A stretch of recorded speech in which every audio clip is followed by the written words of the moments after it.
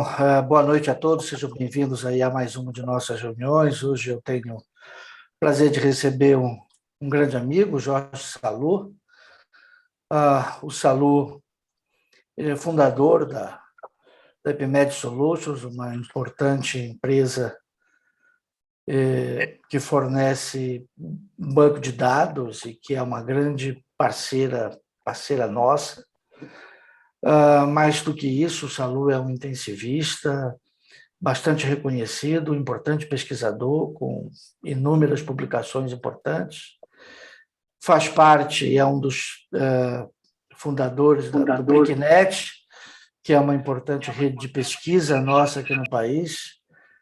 Faz parte também do Instituto DOR de Pesquisa e Ensino e tem um conhecimento muito grande dentro da área de gestão, da utilização de dados para tomada de decisão, e acho que, por conta disso, essa nossa discussão hoje vai ser muito importante, muito interessante. Nós estamos acompanhando aí há mais de um ano um cenário em que o sistema de saúde todo se volta para o cuidado dos pacientes com Covid, e, claro, ao longo desse período, os outros pacientes graves não Covid acabaram sendo, de alguma forma, negligenciados, ou por dificuldade de acesso, ou por até temor de alguns pacientes de procurar o sistema, enfim.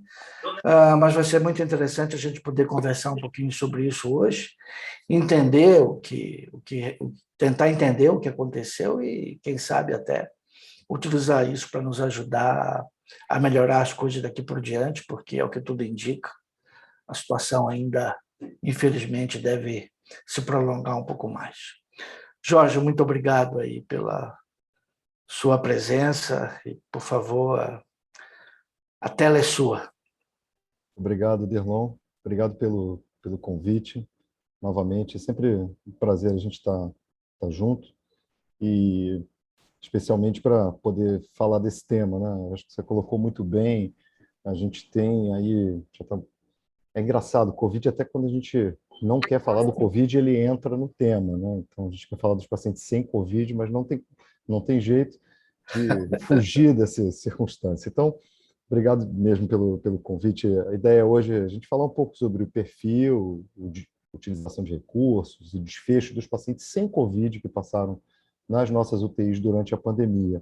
A gente sabe, efetivamente, que a terapia intensiva ela não para, né? Ela é 24/7, e as doenças agudas graves, e mesmo determinadas doenças seletivas, mas que têm premência de tratamento, necessitam da terapia intensiva, seja para monitoração, seja para intervenção, seja para prevenção de complicações. E a gente se viu num cenário muito complexo nos últimos meses, onde a pandemia efetivamente foi responsável por restringir muito o acesso de outros pacientes sem Covid aos sistemas de saúde.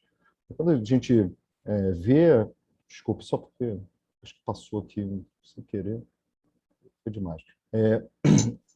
Desde o começo do ano passado, uma série de publicações começaram a sair, e nessas publicações o que se viu refletido foi basicamente a preocupação sobre como a pandemia estava afetando os serviços de saúde não Covid, né? Qual era o preço que os pacientes sem Covid iam pagar pela pandemia, né? E, efetivamente, alguns estudos observacionais mostrando o que acontecia, na verdade, com serviços específicos, desde visitas a departamento de emergência, até as hospitalizações fora da UTI, e mesmo a utilização de outros serviços eletivos, como, por exemplo, serviços de oncologia, cardiologia, cirurgias eletivas de modo geral.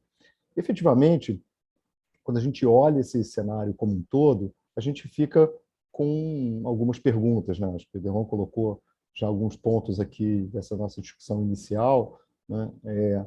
De que efetivamente motivaria, né, um desfecho pior, ou pior prognóstico de pacientes que precisam de terapia intensiva, mas não têm Covid, durante a pandemia de Covid-19. Então, esses potenciais piores desfechos clínicos, eu digo potenciais porque eu acho que a gente vai conversar aqui e tentar entender aonde efetivamente os desfechos pioraram, eles, em princípio, a maior parte dos estudos da primeira onda e a maior parte das opiniões de especialistas, inicialmente, deram muita ênfase a um primeiro ponto, que era o menor acesso ao leito de terapia intensiva. Sem dúvida, a gente sabe que a grande necessidade de cuidados intensivos e o volume enorme de pacientes graves com Covid-19 precisando de um cuidado de UTI restringiu o acesso, o número de leitos viáveis para a internação de pacientes com outros diagnósticos. Muito embora a gente saiba também que, em diversos países, incluindo o Brasil, um número muito grande de leitos de terapia intensiva foi criado também para os pacientes COVID, mas efetivamente isso possivelmente afetou o acesso dos pacientes ao leito de terapia intensiva. E ele pode ter afetado de várias maneiras diferentes. Uma delas é simplesmente pela restrição e falta de leito, outra, a restrição e falta de recursos para o tratamento de suporte e os cuidados intensivos, né, para os pacientes. No começo se discutiu muitas questões de limitação do número de ventiladores, por exemplo, né, mas também outros aspectos podem ter sido importantes na piora dos desfechos desses pacientes. Aspectos ligados à saúde mental, redução de cuidados ambulatoriais e de visitas ambulatoriais podem ter tido algum preço em relação aos pacientes reduzirem a adesão aos seus tratamentos de doenças crônicas e, portanto, resultando em pior situação clínica e agudização de doenças crônicas importantes, principalmente cardiovasculares e neurológicas. E também o medo de contaminação, principalmente durante a primeira onda, que possivelmente fez com que muitos pacientes deixassem de ir aos serviços de emergência, ou deixassem de ir a fazer seus exames complementares, etc. E isso tudo a gente imagina que pode ser responsável por piores desfechos clínicos desses pacientes. Com certa dificuldade aqui. Bom, ao invés de a gente focar nos estudos de fora do Brasil, acho que vai ser muito mais interessante a gente poder discutir qual é o panorama das nossas UTIs, das unidades de terapia intensiva no Brasil. E aí, minha apresentação inteira, a partir de agora, vai ser focada nos resultados que a gente conhece das UTIs no Brasil.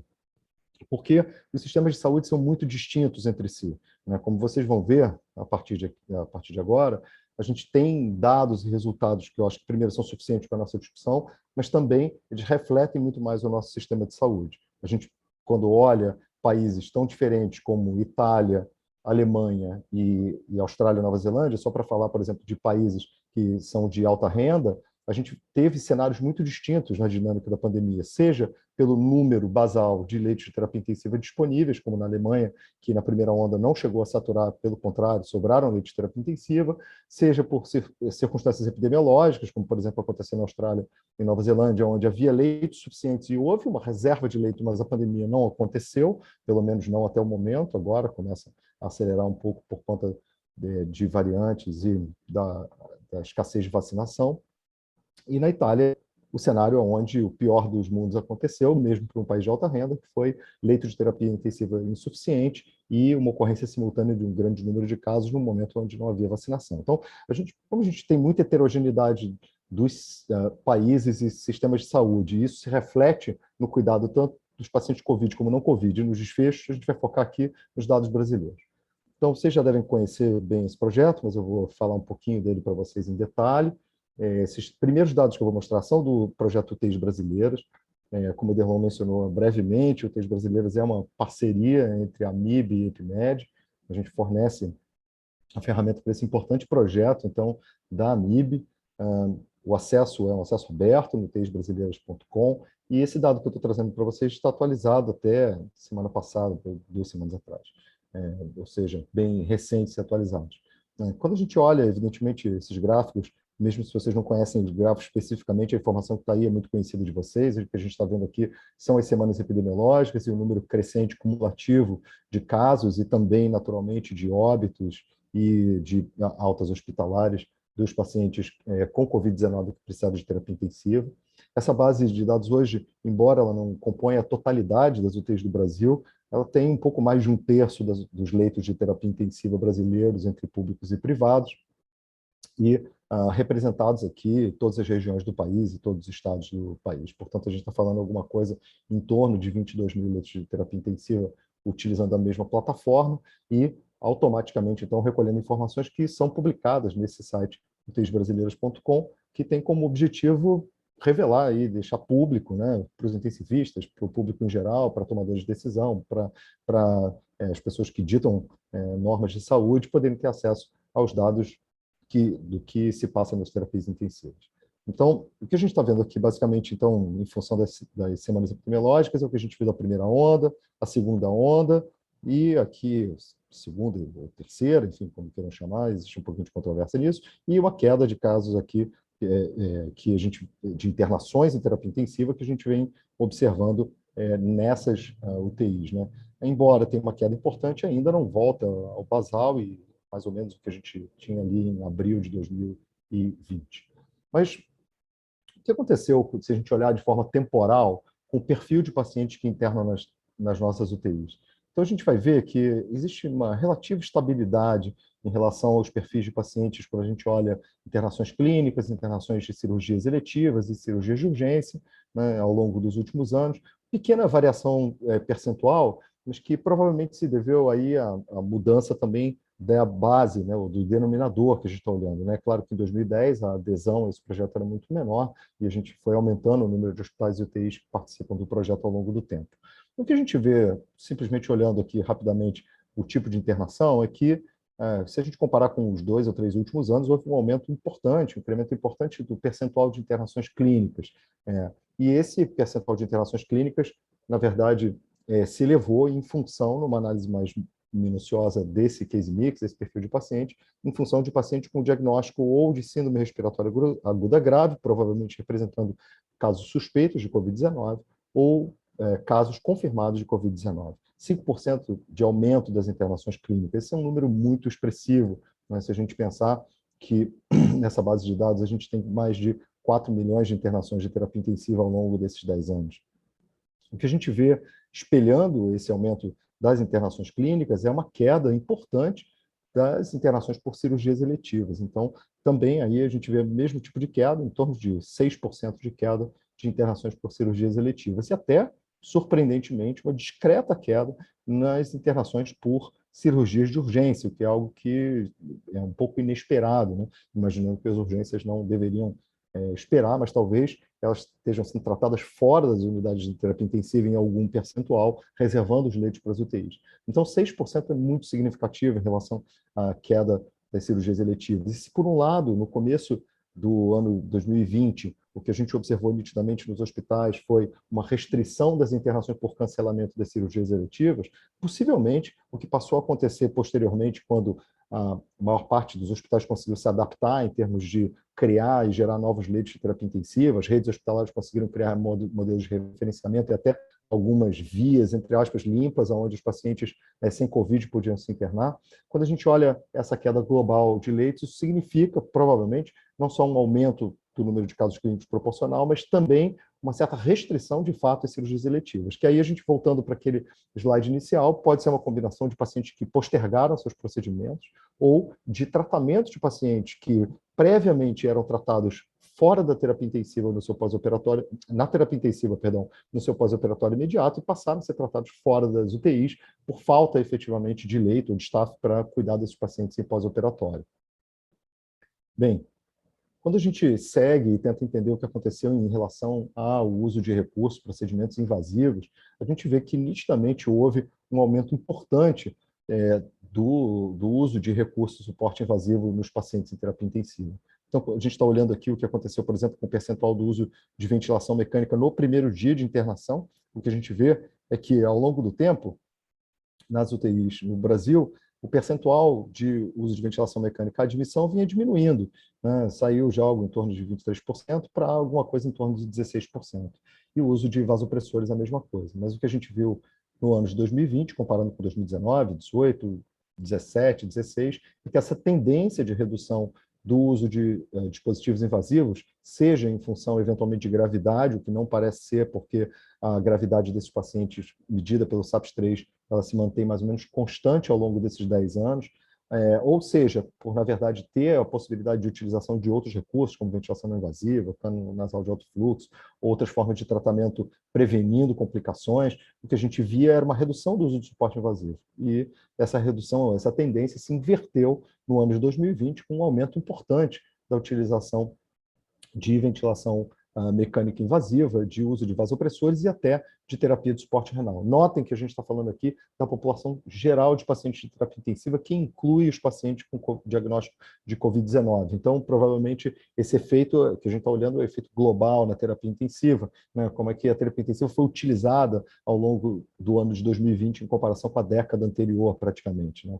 O mesmo aconteceu, então, que a gente viu com o suporte invasivo em relação aos tempos de permanência, que são talvez um dos mais importantes marcadores que a gente tem do uso do recurso leito de UTI, né? Então, a gente via também uma redução, uma tendência de redução importante, né, desde 2014, principalmente para cá, da duração de internação hospitalar dos pacientes que passavam pelo UTI, da redução da duração de internação em UTI dos pacientes de terapia intensiva primariamente, e o que a gente viu aqui foi um aumento de quase mais de 15% na duração de internação na terapia intensiva global, ou seja, de todos os pacientes que passam pela terapia intensiva, incluindo os pacientes de COVID, e no tempo total de duração de internação hospitalar desses mesmos pacientes. É claro que a gente pode sempre argumentar que esses resultados são uma função da gravidade, né? E é claro que, então, a gente vai tentar entender como é que isso se expressa quando a gente olha, então, gravidade, expressa pela pontuação do SAPS, né, e também a mortalidade hospitalar e as taxas de mortalidade padronizada como marcadores dos principais desfechos desse paciente. E aí, novamente, o que a gente vê aqui é uma inversão de uma tendência muito positiva que vinha acontecendo nas UTIs no Brasil.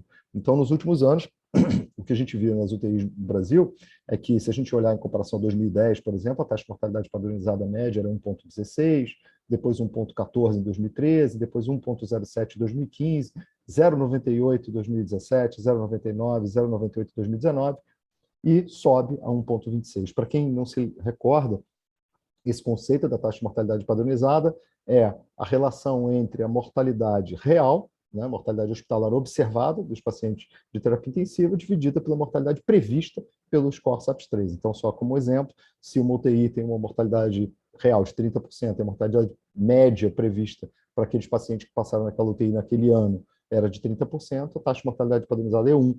Se era 30% e o previsto era 15%, é 2, ou seja, existe um excesso de mortalidade nesses pacientes, e o contrário também é válido, ou seja, quando é menor que 1, existe menos mortalidade do que o esperado. Então, a gente via aqui no Brasil, na última década, com todos os desafios e problemas, a gente vinha acompanhando uma tendência global das UTIs, né, mesmo de países de alta renda, aonde, a despeito de mantida a gravidade, quando vista aqui pelo SAPS-3, por exemplo, existia, né, vocês veem que a média é mais ou menos constante ao longo do tempo, incluindo o ano 2020, existiu uma queda da taxa de mortalidade padronizada, mostrando que as nossas UTIs foram se tornando mais eficazes durante o ano, ao longo dos anos, em tratar esses pacientes. Mas em 2020, essa tendência, então, se inverteu. E ela se inverteu a despeito de a gente manter um nível de gravidade medido pelo SAPS-3 que era semelhante, né? Ou seja, para uma mesma gravidade, uma gravidade comparável, uma probabilidade de óbito comparável, né, 17% e aqui 16%, a gente viu que a mortalidade hospitalar geral de todos os pacientes que passaram pelo UTI passou a ser 22%. Então, o que a gente viu aqui é que não é exatamente a gravidade, provavelmente, que está fazendo esse efeito, ou não é somente a gravidade dos pacientes, porque a gravidade ficou relativamente estável, discretamente maior que 2019, mas muito parecido com 2018, muito parecido com 2017, e uma taxa de mortalidade padronizada mostrando um excesso de mortalidade nesses pacientes pelo SAPS-3. É claro que a gente vai entrar em detalhes se o SAPS-3 é a melhor maneira de avaliar isso.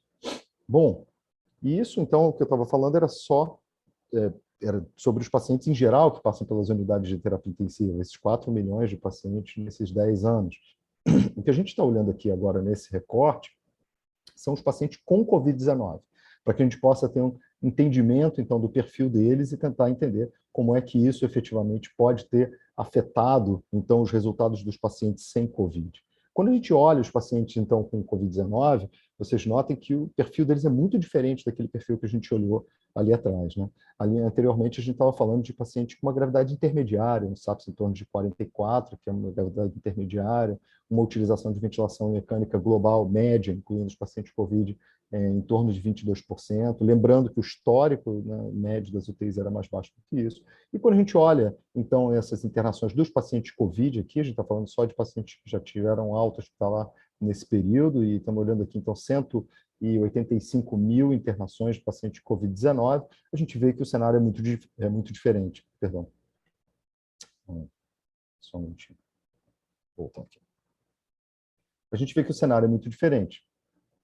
Saindo daqueles 22%, aqui a gente tem, na verdade, 50% de uso de ventilação mecânica. Mesmo nos hospitais privados, que tradicionalmente ventilavam 15% a 20% dos seus pacientes, 44%. Nos hospitais públicos, quase 2/3 dos pacientes precisando de ventilação mecânica invasiva. Sendo que, tanto nos hospitais públicos quanto privados, quase 60% dos pacientes ficam ventilados mais do que 7 dias e uma taxa de utilização de terapia de suporte renal extremamente elevada, 12% em média. Para vocês terem uma ideia, a média dos anos anteriores de pacientes no setor privado era em torno de 3%, no setor público em torno de 5%. Então, isso representa um aumento muito substancial na chegada de pacientes gravemente enfermos e com disfunção orgânica múltipla nas terapias intensivas.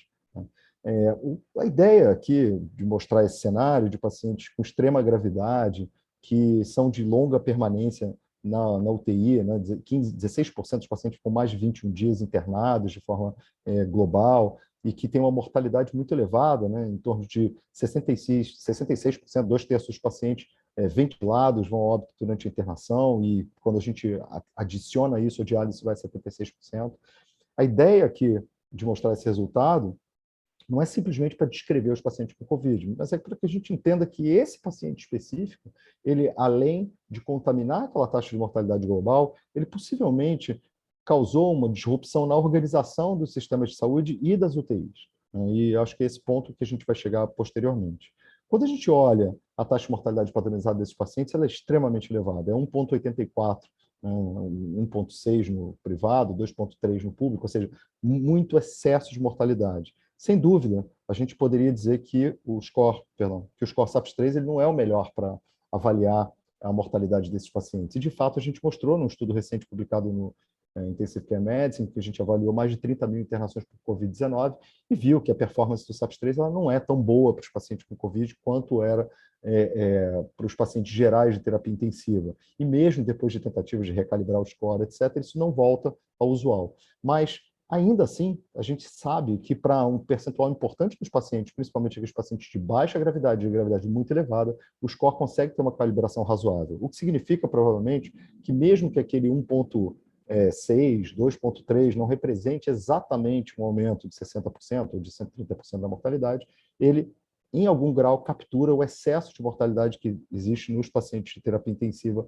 com Covid-19 com relativa precisão. Por que a gente acredita que, e como que ela mudou os resultados das nossas UTIs? Como é que a gente interpreta a mortalidade, tempos de permanência e taxa de mortalidade padronizada? Basicamente porque 3 pontos rápidos. O Covid-19, a gente já viu, tem uma mortalidade mais alta do que o usual de pacientes de terapia intensiva e mesmo dos pacientes ventilados que a gente observava nos anos anteriores, que esses pacientes ficam mais tempo internados nas UTIs, e que os scores talvez não sejam perfeitos para capturar toda essa gravidade desses pacientes. Mas aí, quando a gente vai olhar estritamente os pacientes sem COVID, como é que a gente retira, né, o COVID da análise? Como é que a gente tenta entender se a limitação é dos scores, se a limitação é do perfil de pacientes? Então, estou mostrando desse estudo que está prestes a ser publicado. A gente avaliou uma base de dados de 126 UTIs no Brasil, essas 126 UTIs do setor privado, que tinham, então, dados coletados desde 2011 até 2020, e a gente pegou, então, 644 mil internações únicas, depois foi triando aqui, de acordo com os critérios de inclusão no estudo, tiramos os pacientes com menos de 18 anos, tiramos as reinternações, que eram 90 mil reinternações, ficamos, então, com 535 mil pacientes. E aí, desses 535 mil pacientes, nessa base de dados, 22 mil, mais ou menos, eram pacientes que tinham diagnóstico suspeito ou confirmado de Covid-19. Então, a gente tirou esses pacientes da amostra e analisou, então, 514 mil pacientes sem diagnóstico Covid-19 internados nessas UTIs ao longo de 10 anos. O que a gente viu, efetivamente? A primeira coisa que a gente viu é que A idade desses pacientes ficou relativamente estável ao longo do tempo e a pontuação do SAPS-3 desses pacientes ficou relativamente estável até 2019. E, de fato, o que aconteceu foi em 2020 é que, bom, ela é comparável, mas talvez seja até um pouquinho menor, né, do que nos anos anteriores, né, o mesmo para a idade. Então, a gente poderia ter a impressão de que pacientes sem Covid-19 que entravam nas UTIs durante o ano de 2020 eram preferencialmente aqueles mais graves, chegavam tardiamente, chegavam com disfunção orgânica múltipla, eram os mais idosos e, por isso, os desfechos seriam piores, mas não. Idade e gravidade de doença não pareceram ser esses fatores importantes no critério de internação desses pacientes. É importante dizer que essa é uma rede de UTIs privadas que conseguiu, durante praticamente toda a pandemia, claro que alguns hospitais pontualmente tiveram dificuldades, como todos os hospitais no Brasil, de internar pacientes que chegavam na emergência às UTIs, mas, de forma geral, conseguiram se adaptar razoavelmente bem para tratar os pacientes em ambientes de cuidados intensivos ou converter ambientes previamente não de cuidados intensivos em leitos de UTI para tratar os pacientes. Então, na verdade, não havia pacientes que ficavam represados fora do sistema, né? No máximo, houve um aumento do número de leitos de UTI, uma redistribuição também do perfil de profissional que cuidava desses pacientes. Esse é um ponto importante que a gente vai chegar depois. O que aconteceu com a mortalidade desses pacientes sem Covid-19 que internaram na UTI, então? Aqui a gente, voltando, só para lembrar, anteriormente, quando eu mostrei os dados do Brasil todo, eu estava falando de todos os pacientes que internavam na UTI, incluindo os pacientes COVID, aqui só os pacientes sem Covid-19. A gente vê que a mortalidade vem caindo ao longo dos anos, né?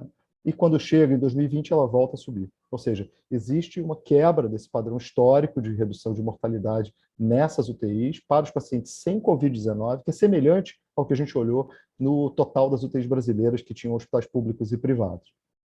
E, ao contrário do que a gente pode imaginar, se internou mais pacientes no ano de 2020, de forma geral, do que nos anos anteriores. Ou seja, foi seguindo uma tendência aí de aumento de internações nessa rede hospitalar, nos leitos de terapia intensiva.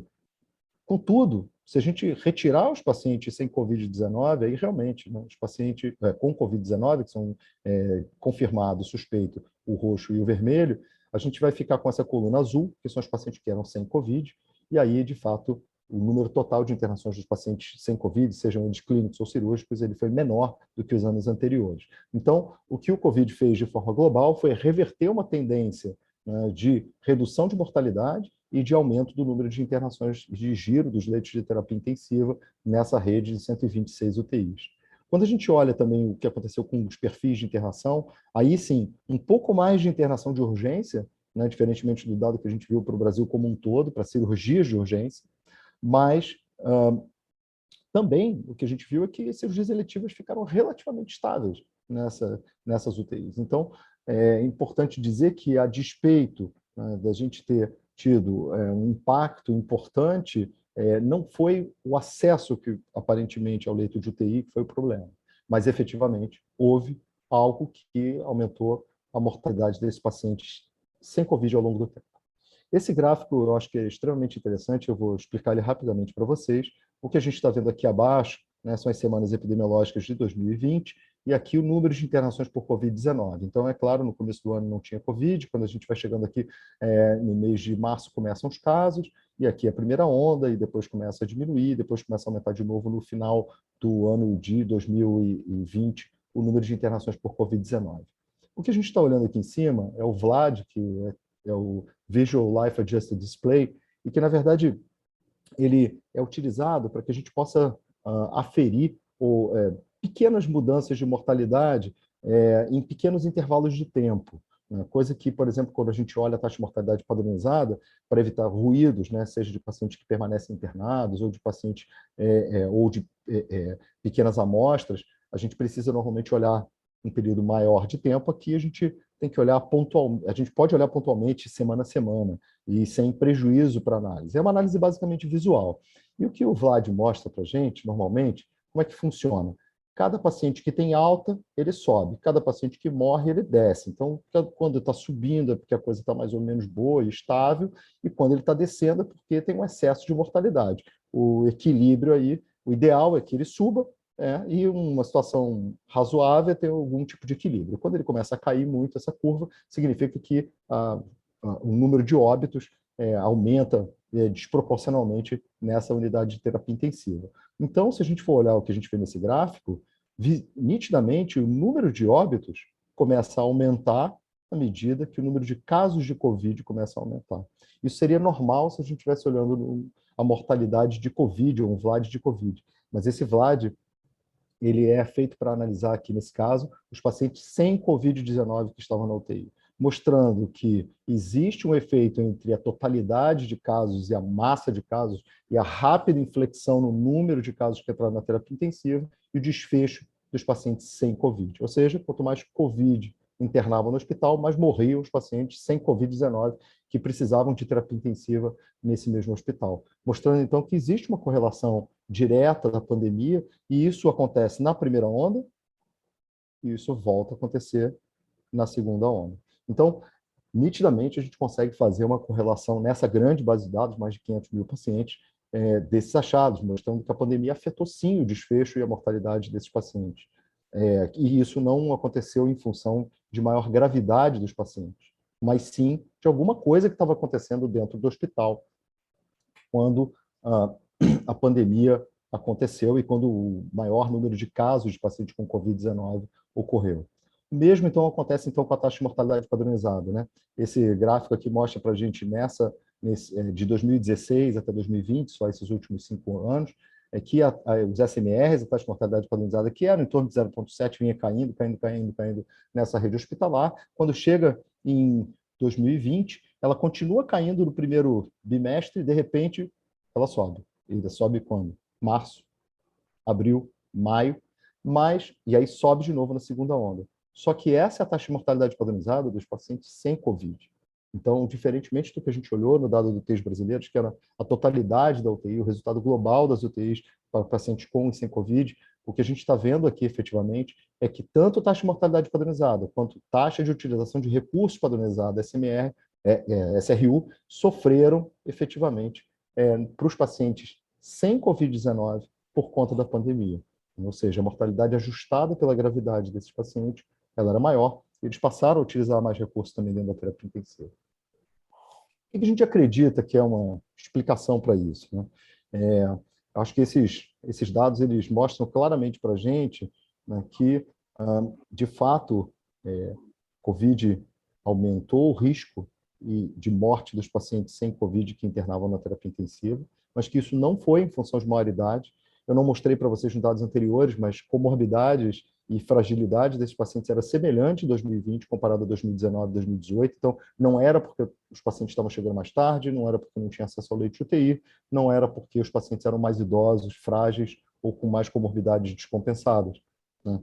Mas alguma coisa acontecia ali dentro do sistema de saúde, e a nossa hipótese para isso é que foi uma ruptura, na verdade, do funcionamento das UTIs usual e do funcionamento dos sistemas de saúde.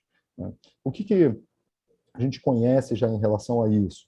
A gente sabe que a pandemia, que trouxe um número excepcionalmente elevado de casos, de gravidade muito maior do que o usual, também teve um impacto no staff da UTI. Esse staff da UTI foi impactado, seja porque em vários momentos das diferentes ondas profissionais de saúde adoeceram, seja porque o burnout também foi um fator importante posteriormente para o absenteísmo, mas fundamentalmente, mesmo nos hospitais que conseguiram se manter de forma adequada em termos de números de leitos de UTI, número de profissionais de saúde, certamente os profissionais não eram profissionais intensivistas, não eram profissionais, seja enfermeiros, médicos, da equipe multiprofissional, profissionais que tinham a experiência e a formação em terapia intensiva para atender esses pacientes.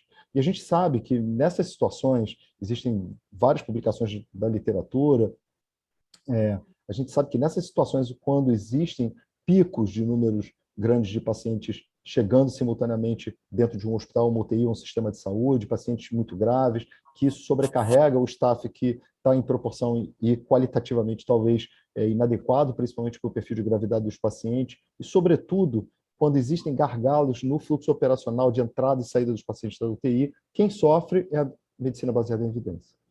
E por que ela sofre? Porque diversos estudos mostram para a gente que é nesse momento justamente que se tem menos tempo, menos organização, menos expertise para fazer gestão de protocolos e se reduz, então, a adesão a protocolos de prevenção, seja de tromboprofilaxia, seja das infecções relacionadas a cuidado de saúde, seja os protocolos de sedação, de desmame dos pacientes. E isso não é seletivo. Se isso aconteceu para os pacientes COVID, como alguns estudos mostram para a gente já, estudos multicêntricos mostram que isso aconteceu em sedação, analgesia, delírio, tromboprofilaxia e desmame de ventilação para os pacientes COVID, seguramente isso não foi seletivo. Isso aconteceu também para os pacientes não COVID.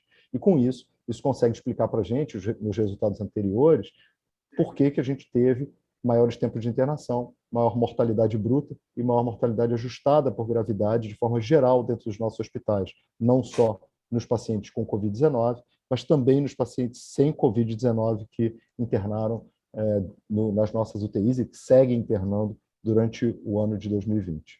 Era isso. Obrigado e estou à disposição para a gente fazer uma boa discussão agora.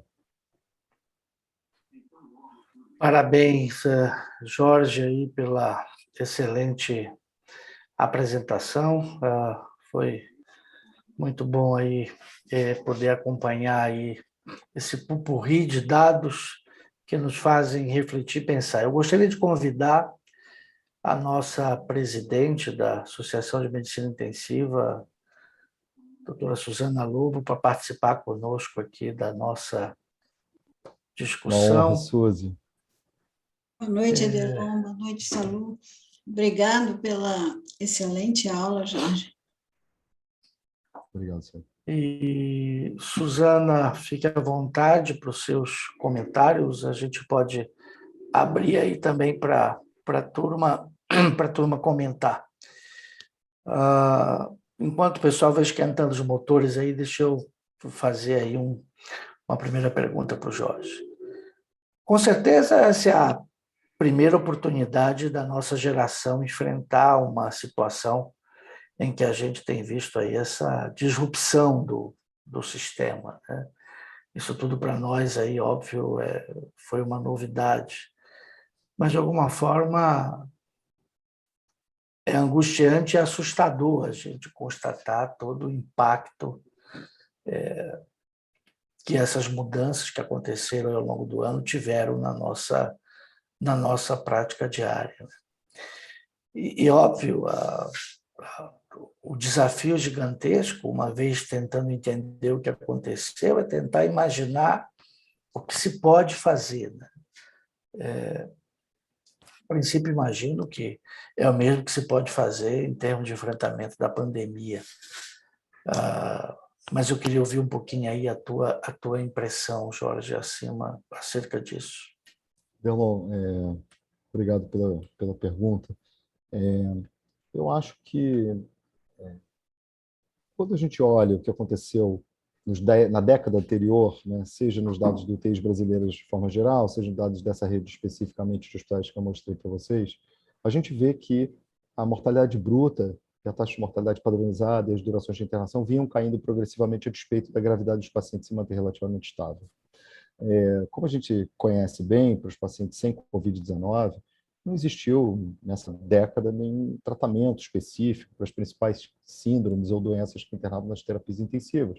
A gente continuou fazendo antibióticos para os pacientes com infecção, a gente continuou tratando os pacientes com medidas de suporte, monitoração e reconhecimento mais precoce, mas, sobretudo, a gente conseguiu mitigar muito dos problemas desses pacientes ao corretamente fazer também intervenções que são medidas de prevenção de eventos, né? Seja da prevenção do delírio, seja da aplicação dos bundles que reduzia a duração de ventilação mecânica nos pacientes e, por isso, reduzia a mortalidade, duração de internação, mas também infecções nosocomiais e outras complicações. Então, acho que, na verdade, foi a implementação combinada dessas melhores evidências. A gente tem evidência do estudo orquestra, já daquela publicação de 2015, já mostrando isso, né? Quanto mais protocolos implementados de prevenção e tratamento das doenças tempo-dependentes em uma UTI, principalmente se implementados de maneira multiprofissional, menor a mortalidade hospitalar dos pacientes de terapia intensiva.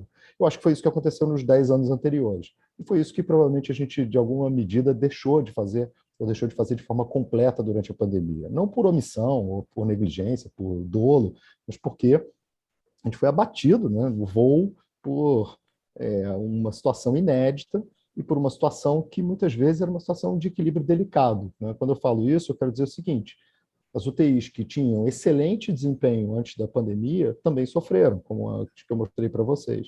E elas sofreram porque elas estavam desenhadas para atender aquele perfil de pacientes que elas tinham anteriormente.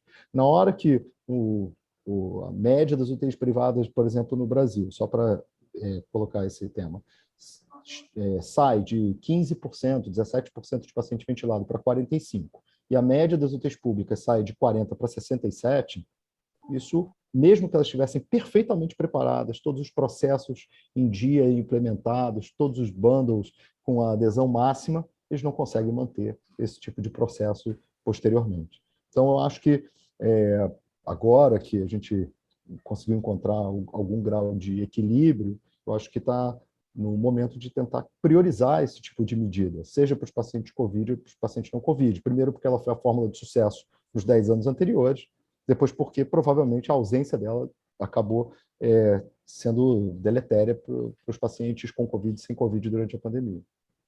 Suzy, você coordena uma grande UTI no interior de São Paulo e que tem uma particularidade de ter uma parte pública e uma parte privada. Você observou isso que o Jorge apresentou aí e você conseguiu perceber alguma diferença entre os leitos destinados ao setor público versus privado, ou o impacto foi semelhante? Ederlon, primeiro deixo aqui agradecer publicamente a IPMED, né, não só pelo trabalho que tem feito, né, individualmente, aí, nos auxiliando na gestão das nossas UTIs, mas o importante papel que teve aí nessa pandemia, né, nas UTIs brasileiras, com a AMIB, e nos munindo de informações o tempo todo, o que nos permitiu também enfrentar políticas públicas, aí, dar opiniões, e nós todos podemos participar. Então, eu acho que a gente começa a agradecer aqui publicamente, mas nós temos muito que agradecer, sem dúvida nenhuma, ao programa UTIs Brasileiras, e todos devemos muito a isso, né? Segundo o Ederlon,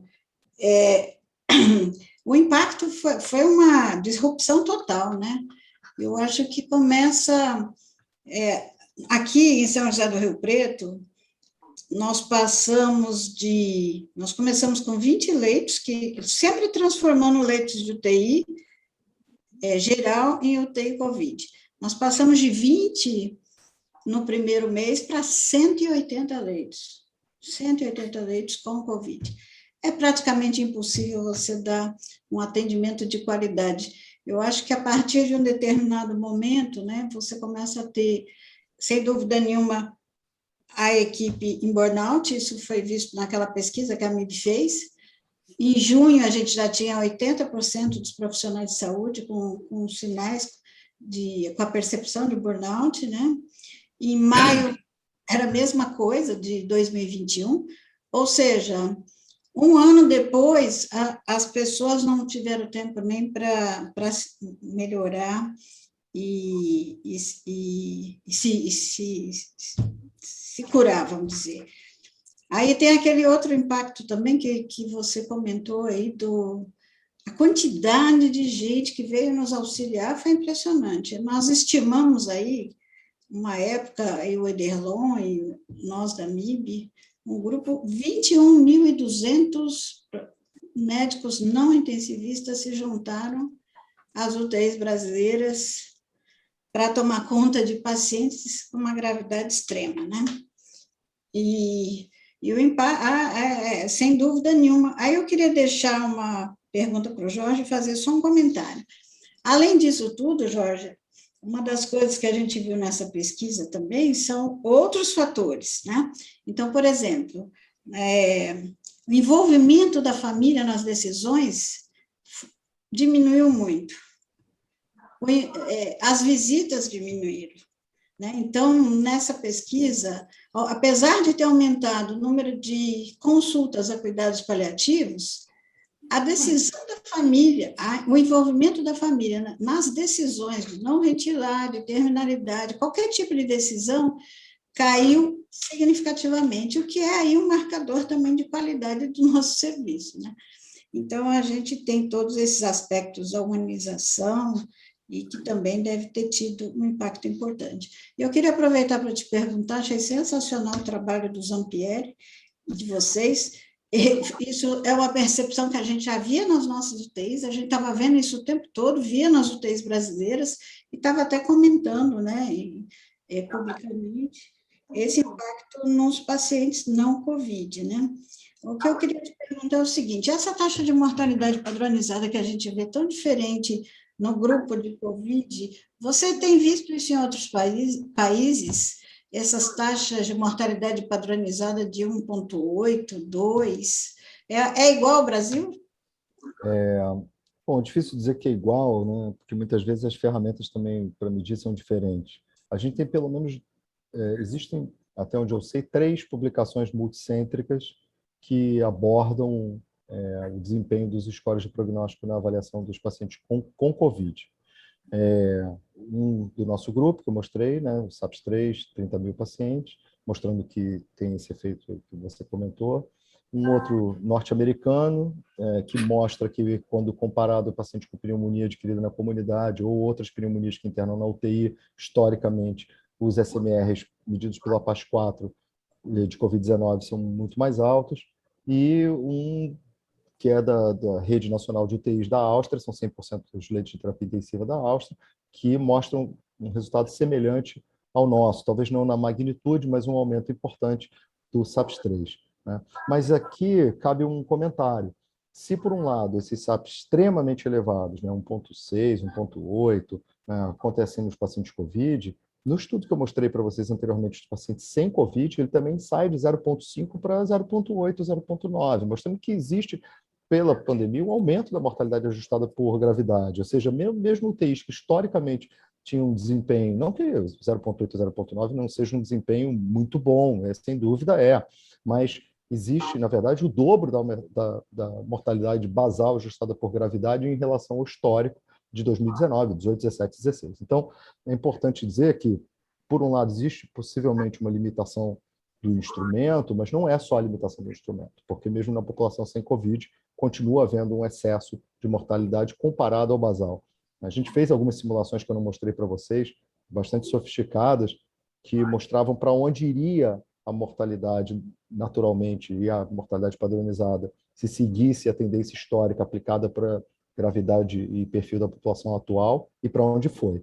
E é um descasamento completo. Então, isso é bem interessante para paciente não COVID também.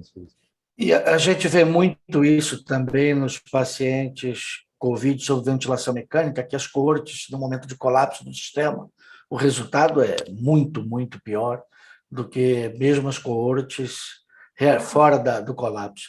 Deixa eu aproveitar aqui o Hamilton, que está com a gente. O Hamilton é coordenador das UTIs de um importante hospital de São Paulo, reconhecido aí pela sua excelência, o Hospital Alemão Oswaldo Cruz. Eu queria aproveitar o Hamilton e perguntar, Hamilton, como é que vocês viram isso no Oswaldo Cruz? Essa disrupção aconteceu também? Você percebeu esse impacto fora dos pacientes COVID? Sim, concordo e afirmo. A impressão, é claro que a gente não tem os dados que o Jorge tem com essa... inclusive o Zampieri trabalhou lá, eu conheço bem o trabalho dele, eu sei como é bem feito. Sem dúvida nenhuma, né? A gente notou isso, o aumento da mortalidade padronizada, tanto no não COVID como no COVID, né, em relação à série histórica que a gente tinha. E assim, é igual, a gente tinha uma UTI de 40 leitos, né? A gente chegou a ter uma UTI de 92 leitos, né? A nossa média de permanência na UTI era 3,5, né, dias, era uma média baixa. E subimos para a média de permanência de 15, 16 dias. Isso impactou demais, né? Até a relação médico-paciente nossa, que era uma relação de 1:7, 1:8, nos piores momentos da pandemia, 1:12, né? Então, isso também foi o que a gente conseguiu fazer, né? Não tenho dúvida nenhuma. Enfermagem também deve ter impactado, né, Milton? A relação demais, enfermagem e pacientes. Uma coisa que eu vi, Jorge, que até é uma inferência, né, que a gente até tentou já que a gente não tem a genotipagem, mas a gente pensa fazer ainda. Assim, a gente tentou separar os casos, assim, inferindo que a primeira onda seria a cepa inicial do Covid e depois a segunda onda. Então, nós fizemos um cálculo assim na UTI lá que fizemos usando os dados da EPIMED sempre de março até janeiro, que talvez seria a primeira cepa, e o dado de fevereiro até final de julho. E a gente viu, realmente, mostra faixa etária mais baixa, né? Mas a mortalidade mais alta, inclusive, tanto em paciente como em ventilado e como não ventilado também. Né?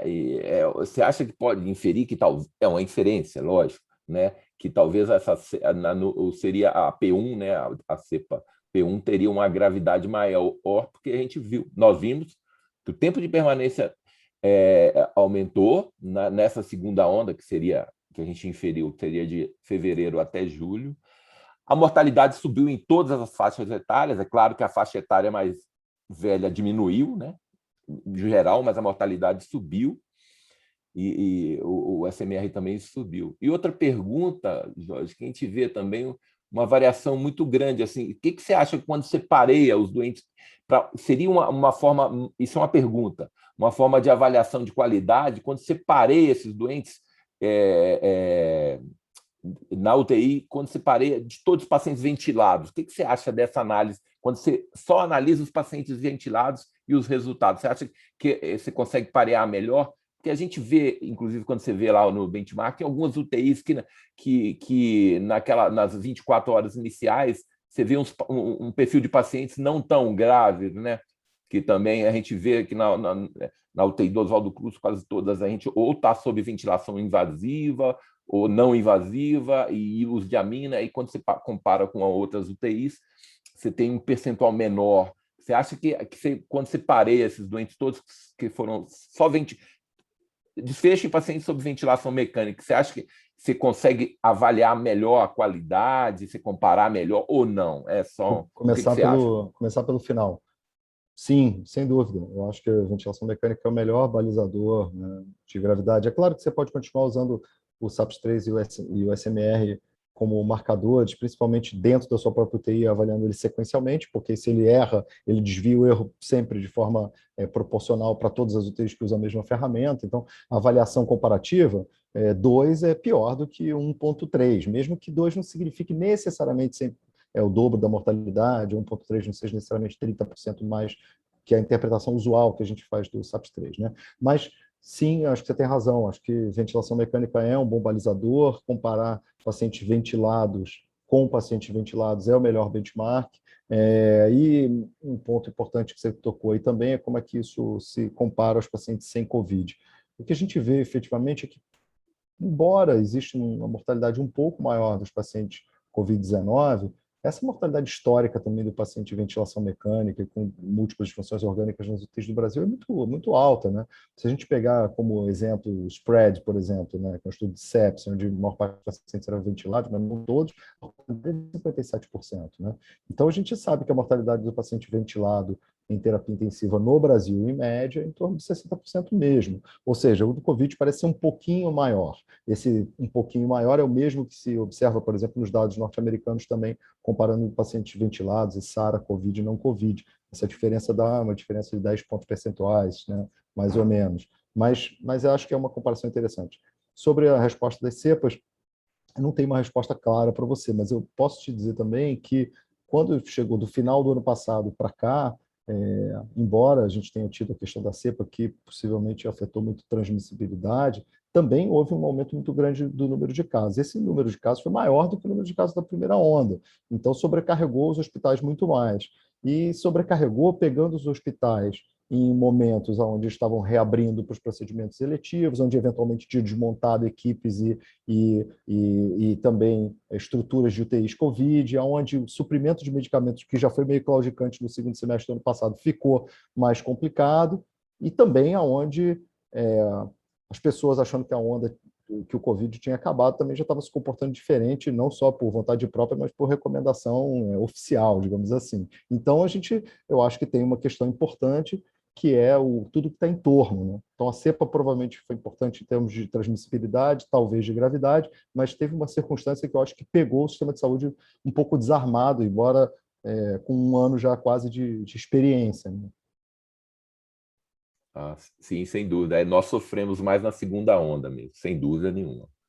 Você sabe que eu tenho insistido muito a questão da ventilação mecânica. Quando você pensa nos indicadores-chave de Covid, são os relacionados à ventilação mecânica. Quando você olha para a ventilação mecânica não no primeiro dia, então utilizou ventilação mecânica, é a melhor maneira de você, de alguma forma, ter um bom indicador que possa te sugerir aí qualidade, sem dúvida. Eu acho que duração, mortalidade são muito importantes. Mas vamos aproveitar um pouquinho aí dos nossos amigos ilustres que estão acompanhando. Vamos saber lá no Nebraska como é que as coisas estão por lá. O André, você viu essa disrupção aí também? Oi, Delon, Jorge, Suzana, tudo bem? Saudades dos amigos, bom vê-los também, maravilha. Delon, você sabe que o André é meu primo, né? Primo com B. A Suzana também. Todo mundo tem parentesco aqui. Invasão dos primos. O Caio também aqui. Invasão dos primos. Também. Eu acho que, na verdade, nesse momento, né, acho que nós todos somos mais relacionados do que jamais imaginávamos no passado. Né? Eu acho que em tudo, né? Absolutamente tudo. Eu acho que é algo inacreditável como a gente depende um do outro, como a gente pode crescer um com o outro num momento tão dramático como esse no mundo inteiro. Então, eu acho que realmente a gente tem que ser humilde e reconhecer que precisamos de todos. Né? Eu acho que isso é muito importante. Eu acho que eu peguei um pouquinho no final, Jorge, desculpa, eu não consegui assistir ao começo, mas eu peguei o teu slide do Vlad que tu mostrou, que eu achei muito interessante, foi onde eu me conectei. E eu acho que os dados são, para mim, eu acho que são muito semelhantes ao que a gente está enfrentando aqui nos Estados Unidos, do ponto de vista de ver esse aumento da mortalidade em pacientes sem Covid, especialmente no pico das ondas. Eu acho que isso é uma coisa bem caracterizada, eu acho que não tem muita coisa publicada, é verdade, eu acho que é importante que a gente publique mais sobre isso, mas não há qualquer dúvida que isso está acontecendo, tanto em países com uma infraestrutura maior, como nossa, como outros, etc. Não interessa, eu acho que o que é muito importante aqui entender também, e uma coisa que eu digo assim, mais da minha experiência com todos esses clinical trials que a gente tem feito aí nesses últimos 1 ano e meio, 20 anos, né? A Suzana sabe bem que eu já sou velho de casaca, fazendo ensaio clínicos dentro tempo, mas a questão é que eu acho muito importante, é de que não há somente a questão do staff, né? Como o Ederlon também comentou, a questão de a gente ter um staff especializado versus um staff não especializado, como a Suzana comentou, 21 mil profissionais de saúde, né, ajudando. Acho maravilhoso ter toda essa ajuda, mas vocês sabem, tanto quanto eu, que a gente não aprende a prover um cuidado de suporte na UTI em questão de dias nem de semanas, né? São anos, né? A gente termina a residência, fellowship, e a gente ainda sabe muito pouco, né? Eu acho que, então, eu imagino como fica difícil para médicos que não têm praticado intensivismo, que não têm praticado o cuidado de pacientes críticos, como é difícil para eles lidar com essa situação. Então, precisamos de todos, claro que precisamos, mas, na verdade, a gente tem que reconhecer que esses profissionais não vão conseguir prover o suporte que vocês provêm em função do treinamento que vocês têm, em função da prática que vocês têm. Então, em primeiro lugar, por exemplo, vamos pegar um paciente intubado, né? Então, a indicação da intubação já define o prognóstico, não é verdade? Então, por exemplo, você se lembra no começo da pandemia, o que aconteceu? Todo mundo apavorado, entuba, todo mundo intubando rapidinho, março, abril, 2020, não vamos infectar o resto do hospital, o resto das pessoas. O mundo inteiro acabou fazendo intubação precoce, e o que, na verdade, culminou com o pior prognóstico desses pacientes. Nós sabemos muito bem que um paciente que é intubado, quando não precisa ser intubado, o prognóstico já muda, porque tu está provendo pressão positiva, tu está provendo dano pulmonar num paciente que, na verdade, nem tem dano. Então, na verdade, começa por aí. A indicação da intubação já define muito o prognóstico do paciente. Então, se tu está numa UTI onde os profissionais de saúde não têm uma prática boa do sentido de indicar a intubação, comparado com uma UTI onde o pessoal já tem mais treinamento, já sabe mais exatamente o momento adequado para intubar o paciente, só aí tu já define, já muda a mortalidade bruta, já muda inclusive a mortalidade ajustada, muda tudo.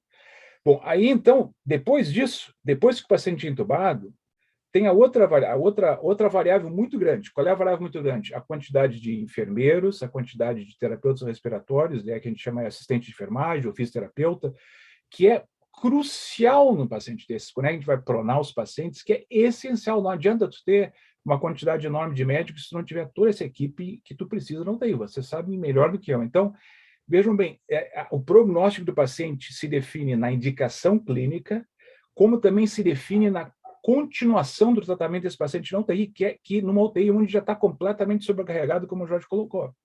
Então, André, o que acontece? Eu acho que o problema que a gente está enfrentando no mundo inteiro, e muito difícil para a gente quantificar isso, é de que a sobrecarga do sistema de saúde ela vai variar muito, não só com relação ao número de pacientes infectados, mas com relação à capacidade máxima de cada hospital, de cada UTI. Então, é isso que eu acho que é tão difícil para a gente quantificar. Por exemplo, vocês podem observar nos clinical trials, é inacreditável quando vocês observam a mortalidade de controle, no controle de estudos randomizados, seja com duplos cegos ou não, é inacreditável. Vocês vão ver estudos que vocês olham o abstract do estudo, diz assim, pacientes com pneumonia por Covid, certo? Aí tu vai ver a mortalidade do controle num estudo da mesma revista, na mesma edição. Um controle com 40% de mortalidade e outro com 15% de mortalidade. Só um pouquinho, mas como é que pode? Então, o que está acontecendo? O que está acontecendo é que, como o Jorge colocou, a gente levou 10, 15, 20 anos para conseguir aprimorar o nosso cuidado de suporte em sepsis, em SARA, em ARDS. Foi um período longo para a gente conseguir realmente melhorar os cuidados de suporte e realmente melhorar o desfecho desses pacientes. Então, de um momento para outro, nós temos uma infecção que a gente nunca viu, pacientes altamente críticos, que a gente não tem nenhuma ideia de como prover cuidado de suporte para esses pacientes, e de repente virou uma salada. Né? Na UTI do Jorge eu faço isso, na UTI da Suzana eu faço aquilo, na UTI do Edelon, da UTI do André, todos nós começamos fazendo coisas diferentes, porque na verdade a gente estava no começo numa situação perdida, numa situação de tentar entender o que estava acontecendo. Então, o que aconteceu? Eu acho que tudo isso criou uma variabilidade inacreditável na mortalidade desses pacientes, no desfecho desses pacientes, na duração na UTI, na duração no hospital. Então, eu acho que esse é um problema muito, muito grave, que eu acho que a gente vai ter que realmente tentar entender do ponto de vista de quantificação. Segunda coisa que eu quero comentar, só para terminar, é a questão da cepa. Eu acho que existe toda essa controvérsia, aí eu tenho recebido muitas mensagens aí do Brasil a respeito disso, a Delta é mais severa, a Delta é menos severa.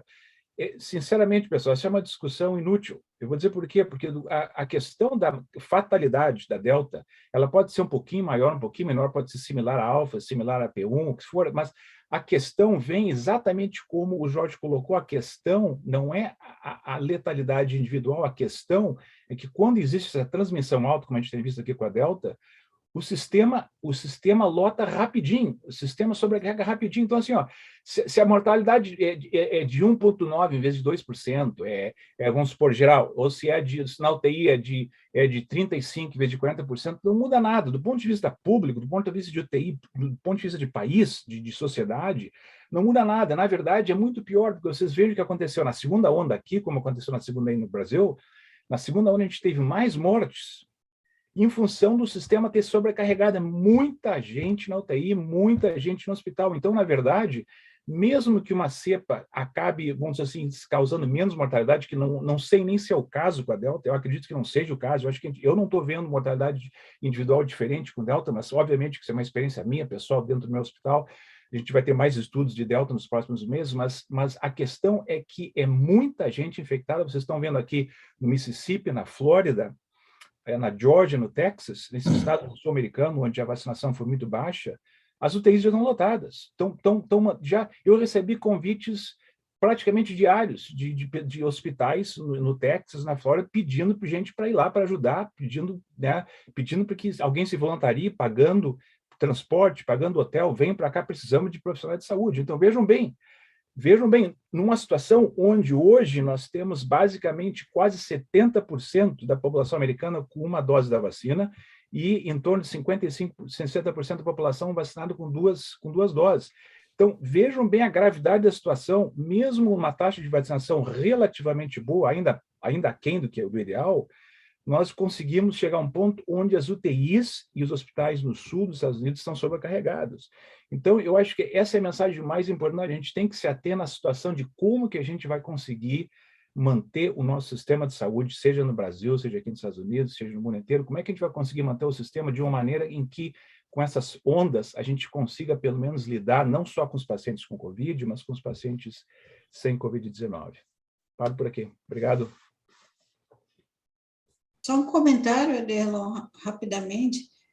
Sem contar aí os patógenos multiresistentes que vieram para bagunçar não só o Covid, como o não Covid, e está uma situação completamente catastrófica também, né? Uma incidência de PAV que é pelo menos o dobro do que a gente observava nas áreas não Covid. Eu acredito também que existe, quando a gente coloca profissionais que não são os profissionais que têm vivência e a especialização em terapia intensiva, muito do que eles fazem é por mimetismo, eles vão aprender ali com o outro e ver o que vai fazer. E se os profissionais aprenderem o que está sendo feito no Covid e fizerem para os pacientes sem Covid, isso vai ser um desastre, porque as práticas de sedação são muito distintas, os tempos de ventilação são diferentes por conta do curso da doença, mas eles não são aceitáveis para um paciente que interna com uma insuficiência respiratória de outra natureza, né, uma agudização de um DPOC, um paciente com uma pneumonia adquirida na comunidade não Covid, ou uma SARA extrapulmonar ou qualquer coisa do gênero. Então, assim, eu acho que muitas das práticas de sedação que se tornaram padrão, uso de bloqueador neuromuscular nos pacientes Covid, etc., se eles começam a ser aplicados fora do Covid, isso é um problema. Da mesma forma, esse reflexo, vamos dizer assim, muito exacerbado para início ou troca rápida de antibiótico nos pacientes Covid, que muitas vezes não precisam de nenhum antibiótico num primeiro momento e que certamente vão precisar, né, depois, porque tem mais PAV, porque fica muito tempo na ventilação e a gente sabe que em algum momento vai complicar mesmo, mas assim, o uso rotineiro muito cedo é ruim para os pacientes não Covid, mas a replicação dessa rotina fora do contexto Covid, ela certamente é deletéria para os pacientes sem Covid. Então, eu acho que num cenário onde os profissionais eles se misturam, profissionais experientes com profissionais menos experientes, se a gente replicar o que a gente faz no paciente Covid, seja de bom, ou seja, o que é excessivo para os pacientes sem Covid, isso também não vai dar um bom resultado, né? Sem dúvida, Jorge. Luciano, você está com a mão levantada aí, por favor. Desculpa, demorei a te permitir. Pode falar. Bom, primeiro, muito grato pela aula, Jorge. Excelente aula, tudo. E eu vou fazer uma pergunta que parcialmente já tem uma resposta através da exploração da doutora Suzana e do doutor Hamilton. Mas é uma pergunta um pouquinho mais venenosa, vamos chamar assim. Um grande problema nos hospitais particulares ainda a gente sabe que ainda aquele doente terminal que a família faz uma pressão tremenda para trazer para a UTI, leva para a UTI. A gente sabe, grandes hospitais de nome ainda enfrentam essa situação, inclusive até com judicialização de casos, etc. Os seus dados mostraram uma diminuição disso, quer dizer, conseguimos fazer a limonada desse limão, não? Você sabe, a gente não tem esse dado detalhado, assim, do pouco que a gente tem de informação nisso, a gente olhou recentemente, mas eu não tenho número. Primeiro, eu acho que esses dados são subestimados, reportados aquém do que eles são de fato, né? Mas do que a gente conseguiu olhar, isso não mudou tão substancialmente. Me parece que se, na média, como o percentual de pacientes COVID nos hospitais privados, acabou que ele não foi tão elevado. Se você lembrar daquele gráfico que eu mostrei, teve muito caso, porque ali a gente estava olhando 500 mil casos, mas efetivamente a gente tem um percentual que é muito menor do que os pacientes não COVID. Então, nessa diluição e considerando o potencial de subdiagnóstico, subestimação dessa taxa, a gente não viu diferença significativa, não. Mas eu acredito que é a lógica que você falou, que deva ter sido reduzida, sim, um pouquinho. Mas você sabe pela pressão de leito, né?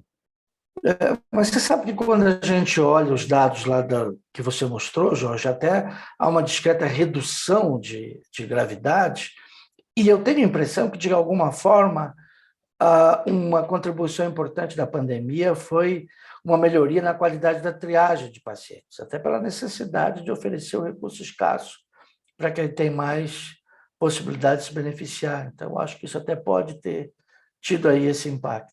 Concordo. Não sei se isso vai ser sustentável, porque a gente tem memória curta, mas eu concordo. Com certeza. Luiz Francisco Zanella, você está aí com as mãos levantadas, pode fazer a sua pergunta, por favor. Você está com o seu microfone desativado. Seu microfone está desativado. Ative o seu microfone. Opa, ok. Escutando agora. Pronto. Sou Luiz do Servidor e, assim, nesses 2 anos também tive a oportunidade de ter paciente tanto no pronto-socorro como UTI e nas enfermarias. E aí, é um paciente difícil de lidar realmente e para nós traz muita angústia. Agora, tem uma questão dentro do estudo que foi apresentado, a aula foi maravilhosa, é que dentro desse perfil, desses pacientes considerados não COVID, porque eu considero que a gente está num tempo de pandemia que tem que ser visto diferente de um tempo de não pandemia. Muitos pacientes chegam com critério, às vezes, radiológico e clínico, com sorologia negativa, né? Mas eles têm COVID de fato, ou tiveram alguma vez, né? Então, se esses pacientes avaliados, como que eles estão sendo, não COVID, eles estão sendo vistos em relação a isso, se eles já tiveram uma clínica ou radiologia presente, que talvez pudesse estar impactando nesse paciente está morrendo mais porque ele já foi COVID, e também a gente talvez esteja desconsiderando uma situação que é o long COVID, né?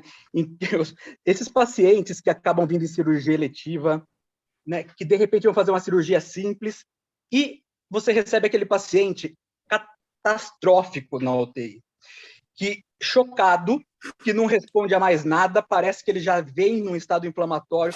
Então, eu não sei, são coisas assim subjetivas, são feelings que são difíceis de serem avaliados objetivamente, mas eu queria também a visão de vocês a respeito disso, porque eu acho que é uma situação que acaba recaindo num subdiagnóstico do paciente COVID no momento pandêmico, que eu acredito que matematicamente, quem não teve vai ter, quem já teve pode ter de novo. Acho que essa sua colocação é muito pertinente. Eu acho que esse ponto é importante. Você sabe que quando a gente trabalha com bases de dados muito grandes, muitas vezes a gente não tem esse dado tão granular e tanto refinamento, e aí eu vou ter que fazer algumas inferências, né?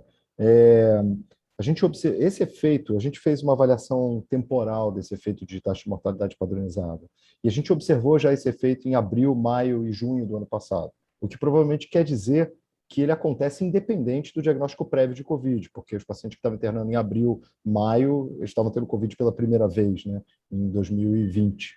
E a gente já observava o mesmo efeito, numa magnitude semelhante, né? A gente não viu isso acontecer aumentando ao longo do tempo. Era de se esperar que, se parte dessa resposta dos pacientes não COVID fosse devido a casos anteriores de COVID, que a gente fosse observar isso paulatinamente se elevando ao longo do tempo à medida que o número de casos na população total aumenta. A gente não viu isso acontecer. O que a gente viu é que isso se correlaciona, sim, com as ondas.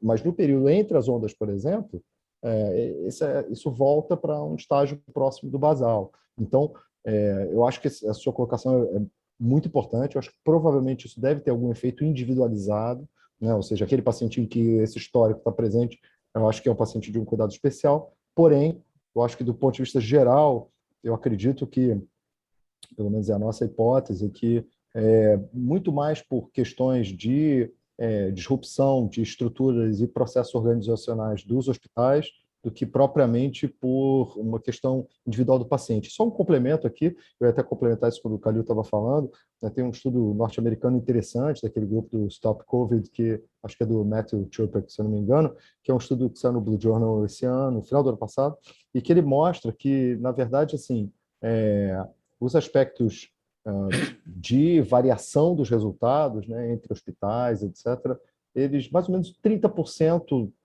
são explicados efetivamente por questões dos tratamentos e da estrutura e dos processos dos pacientes. Isso, por um lado, pode parecer pouco, né? Mas ele explica uma parte importante da variação, e outros aspectos, então, são muito mais os aspectos clínicos individuais dos pacientes e sociodemográficos. Mas, assim, é importante dizer que existe variabilidade importante entre os hospitais.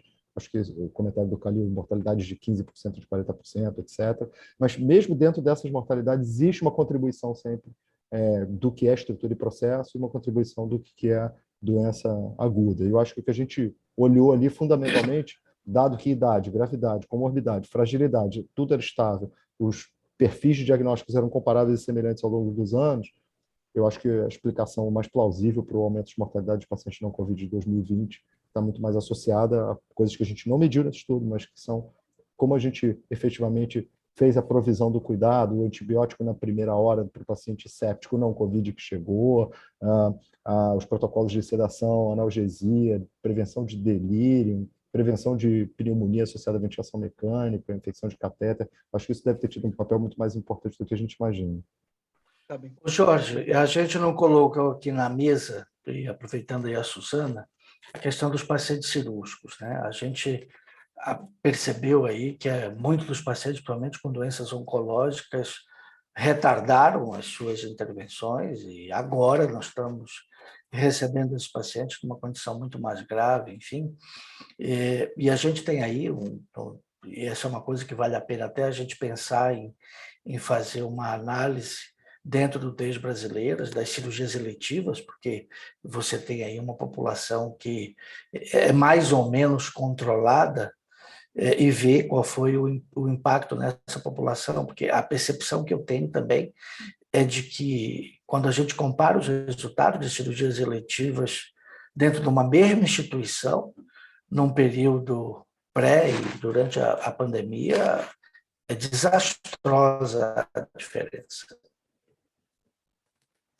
A gente vai ter uma apresentação amanhã do nosso grupo de pesquisa que é sobre isso. Depois eu posso dar um feedback, porque eu não conheço os resultados ainda. Qual a tua impressão, Suzana? Olha, Ederlan, eu confesso que eu não posso dar minha impressão, porque eu acho que eu só vi Covid nesses 2 anos, eu não vejo mais nada. Eu acho que eu estou emborrecendo, inclusive. Mas você sabe que isso que o Luiz Francisco falou é bem interessante. Eu não tenho ainda esses dados aqui, olhando os meus dados da EpiMed, eu não observei aumento da mortalidade em paciente cirúrgico, tá? E na UTI não Covid também não houve esse aumento. Mas eu estou falando, essa questão é bem interessante. Hoje eu discuti com os nossos residentes 2 casos de pancreatite aguda grave. E aí, um caso era bem resumido, era uma paciente COVID, que foi atendida em uma outra UTI, dessa 180, que tomou uma dose altíssima de corticoide, tinha uma pancreatite leve aí na evolução, junto com uma hepatite leve, acabou indo de alta com o corticoide, não sei porquê, voltou uma semana depois com uma pancreatite aguda e morreu em 24 horas com falência de múltiplos órgãos. Ela vai aparecer como morte por pancreatite aguda, né? E ela morreu da Covid, ela voltou 10 dias depois, um caso bem interessante, com triglicérides de 2.000 e morreu por pancreatite. E um outro paciente que estava em outra UTI, uma pancreatite aguda biliar, que acabou indo para casa antes da hora, por causa da Covid, medo e a família pressionando, e ficou fazendo tratamento home care e voltou agora com necrose infectada. Então, são 2 pacientes com Covid e não Covid, com o mesmo diagnóstico e com impacto aí provavelmente no resultado deles, né? Que vão depois mexer nos nossos resultados aí de uma forma diferente. A gente não olhou isso, Suzy, mas você fez um comentário agora que passou aqui, acho que vai valer a pena olhar, os strain nas unidades, né?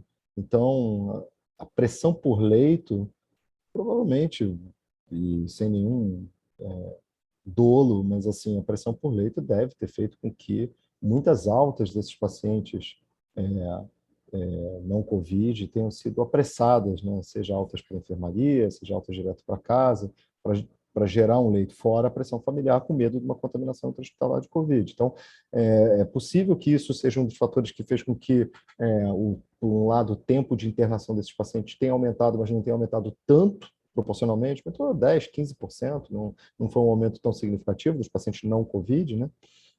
Mas que, eventualmente, a mortalidade tenha sido aumentada, porque à medida que você apressa determinadas decisões de alta, ou as complicações vão aparecer, ou os pacientes vão reinternar, ou quando precisam reinternar, eventualmente não tem o leito para voltar, e isso é uma realidade. Acho que é um ponto extremamente importante que afeta o prognóstico dos pacientes.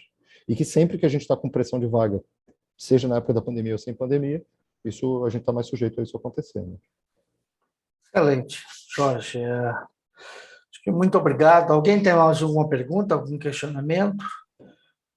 Bom, Jorge, acho que foi muito boa a nossa discussão, excelente apresentação. Eu acho que cabe aí uma boa reflexão nossa acerca do quão é importante para essa especialidade a medicina intensiva. Trabalho em equipe, qualidade dos processos, medicina baseada em evidência, que a gente não pode abandonar isso. A gente não pode assumir a desculpa de que pandemia é justificativa para que a gente comece a inventar terapias sem que tenhamos estudos que mostrem que isso é seguro e eficaz. Nós nem entramos nesse mérito, mas essa é uma outra coisa muito peculiar, ou mais peculiar do nosso país, que com certeza em algum momento teve impacto importante. E a nossa responsabilidade só aumenta diante disso tudo, de que tenhamos que buscar cada vez mais garantir a qualidade dos processos de cuidado da terapia intensiva para buscar os melhores resultados para os nossos pacientes. Eu só tenho a agradecer aí a participação da Suzana, a sua excelente apresentação. Jorge, por favor, fique à vontade aí para os seus comentários finais. Obrigado, irmão. Queria só agradecer novamente o convite e, pegando um gancho do que você falou, muitas vezes a gente ouve essa argumentação de que é uma guerra, né? Mas guerra tem organização, estratégia, processo. Né? Se a guerra for uma bagunça, morre todo mundo. Então, não é uma guerra. Mas, se fosse, precisaria ter mais estratégia, organização e processo do que a maioria das pessoas que usa esse argumento implementa. Então, só para reforçar o que você disse e agradecer novamente aqui o convite. Obrigado. Grande abraço a todos aí. André, grande abraço, apareça sempre. A gente aproveita para matar a saudade aí rapidinho, é sempre muito bom. Boa noite, primo. Maravilha para todos vocês. Tudo de bom, pessoal. Até mais. Pessoal, boa noite. Boa noite. Boa noite a todos.